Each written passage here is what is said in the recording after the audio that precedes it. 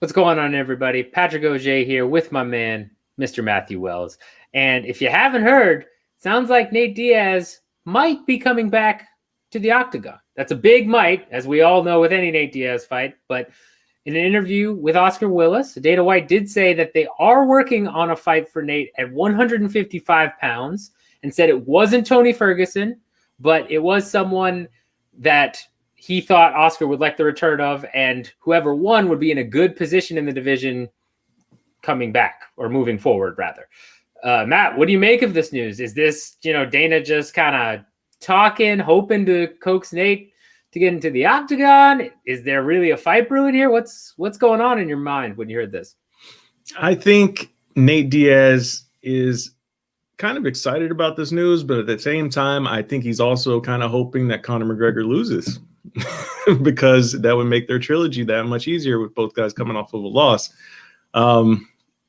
It's kind of interesting, though, because Nate has put himself in this position recently where it's like you're not just dealing with a fighter, you're dealing with a businessman who understands his worth in the organization and that he commands a lot of pay-per-view buys, it seems, as of late, right? So he needs a big name to accompany his name. Conor's a big name. Masvidal was a big name, and they even brought The Rock in to present a one-off belt. So he's been in these special moments lately, and outside of those two, I'd say Masvidal's popularity has kind of fallen off due to outside of the cage positions and ideas he's had recently. But that's on him. But it's going to be interesting to see who would be that guy that could command the same sort of, I guess, attention that Nate Diaz has been getting lately across the octagon. Yeah, it's tough because when you look at the division right now at lightweight, right, there's not a lot of options for him in terms of fighters that aren't booked. And as you mentioned, in terms of finding him a B side that really entices the extra casual fans that may want to see Nate Diaz against somebody, that's also, tough as well. If they're looking to book him in a way that, Nate should win that fight against whoever it is so that then he can be set up to fight Conor, I can understand that method of thinking if that's what they're trying to do.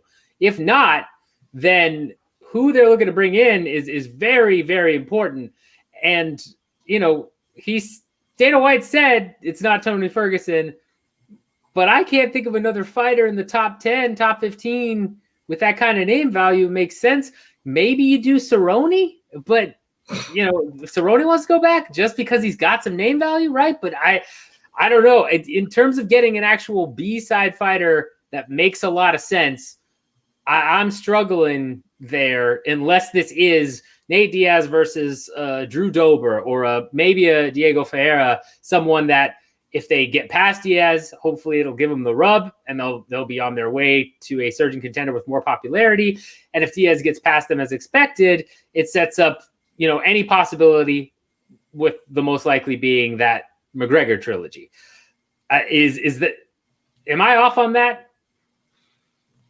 I don't think you're off on that, but I also think that Dana's kind of playing with us on this one here. I think it's the classic hashtag Dana said, and then he's going to announce Tony Ferguson being the opponent. Because like you're saying, like who is that next guy that's really there that's going to carry that sort of name value? I mean, Michael Chandler is another guy, but are people really that excited to see Michael Chandler fight? And is that really a fight that Nate Diaz would want to take against Michael Chandler, a guy that's going to come in there and try to wrestle his ass off? Like, I don't see Nate Diaz signing up for that one.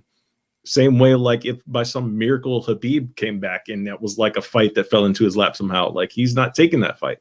Nate Diaz doesn't want to take fights against guys that are just going to wrestle all day. I mean, he's got a hell of a jiu-jitsu game, but he still doesn't want to fight that way. He wants to meet in the middle and let's bang it out, and Stockton slapped people a few times and taunt the hell. Like he don't want to have to deal with the wrestler.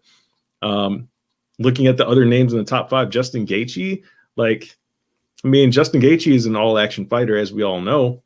That could be somebody, but when you think of other like surging contenders, Charles Oliveira, that's another super bad stylistic matchup for him that I don't see him being interested in. Like, and we all know that Nate Diaz doesn't give a damn about a title belt. So he's not there to try to be like a champion and go on this title run. He's there to show up, slap somebody around and collect a check and go home. That's what he's about. So I'm very curious to see who it is if it's not Tony Ferguson.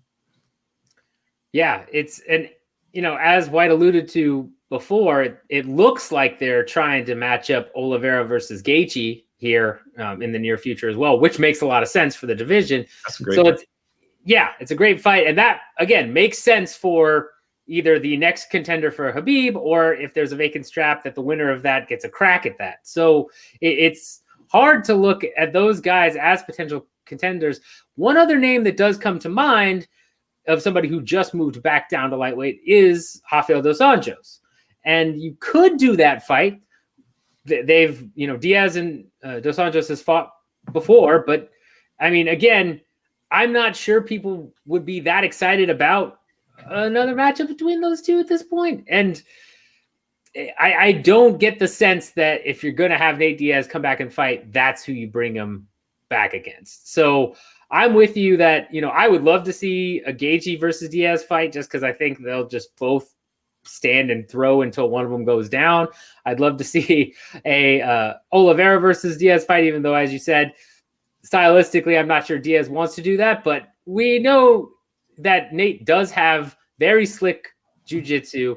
It's something he's utilized many times before. You could get into a ground war there, but we'll see. I don't really think that Oliveira or Gaethje is next for them.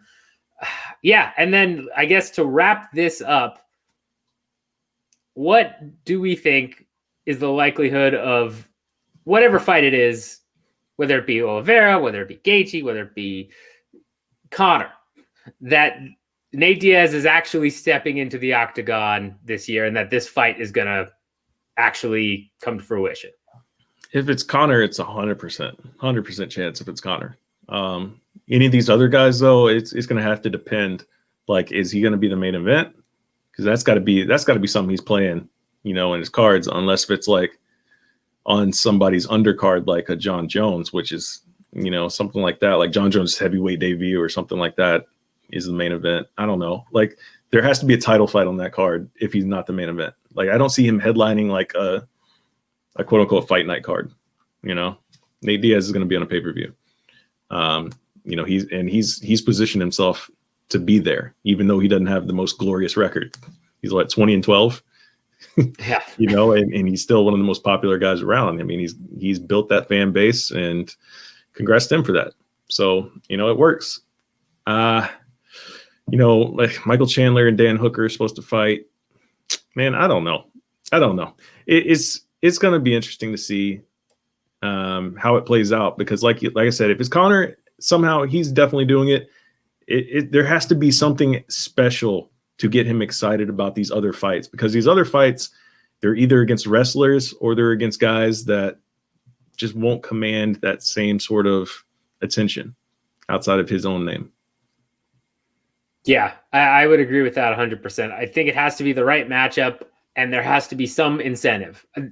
Again, you could throw a Drew Dober or a Diego Ferreira at him and say, hey, Nate, we're giving you this guy, and as long as you beat him, we're giving you Conor next, right? And doing that type of deal. I could see Nate taking that. I mean, that's not exactly what happened with Pettis, but he did fight on the UFC 241 undercard under Stipe and DC2 and fought Pettis and then got his BMF belt after that, which was huge for him. So, I could see him being about that type of deal again if it was the right matchup. But that being said, he knows his worth. He knows that he's able to move the needle. He knows what happened to his leverage, his bargaining power, and his drawing power once he beat Conor. And I think that, given that, it's going to be tough to get a deal done, just because that's something Dana doesn't ever like to play into. Even with Conor, Dana has hated playing into that type of stuff. I can't imagine that it's going to get any easier as time goes on. I'm assuming Diaz will just get more and more picky and more selective about his fights moving forward. So make sure you like this video. Make sure you hit the subscribe button if you haven't done that already. Hit the notifications button so that you know when we're dropping the hottest new videos. Become part of the elite 10% that know that. And let us know in the comments, is Nate Diaz coming back? If so, who is he going against? Who do you want to see him go against? Do you want to see him fight more than once a year? Do you want to see him fight Dana? There you go. We're doing all these YouTube, right? We're talking about Ben Askren versus one of the Paul brothers and all this stuff. Why not? Yeah, why not Nate versus Dana? Who knows? Let us know in the comments. I guess final thought here, Matt. If you could pick one fighter for Nate to fight and have him come back and fight in 2021, who would it be? It's the only fight that makes sense for me is Conor. Do the trilogy. Whether Conor wins or loses against Poirier, go ahead and do the trilogy. Why not? Especially if they decide to put an interim belt on Conor. Just make it, just go crazy.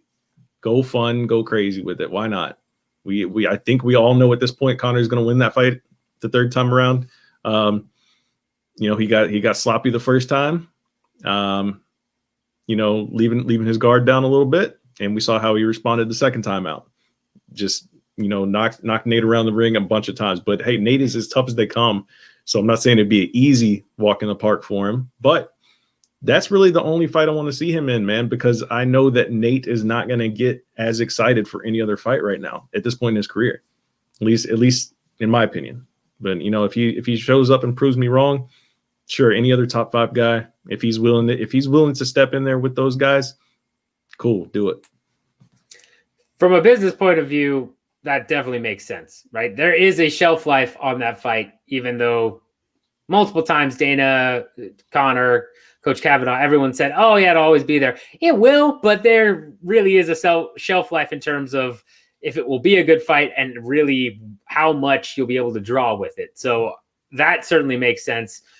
I'm going to go ahead and go with Justin Gaethje for my matchup, just because, again, if you can't get Conor, whether it's because there's, title belt implications and they don't want to throw Diaz into that picture right away if Conor beats Poirier and it's just right in that spot, or they just can't come to an agreement between Conor and Diaz 3 for whatever reason, I think Diaz versus Gaethje is the next best thing. I think Gaethje would be smart and tactical, as he has been since his last 2 losses before Khabib, but I also think he would probably be willing to get a little bit more wild in there with Nate Diaz, and it would be a great slugfest to watch. So those are our picks. Let us know who you think he should fight.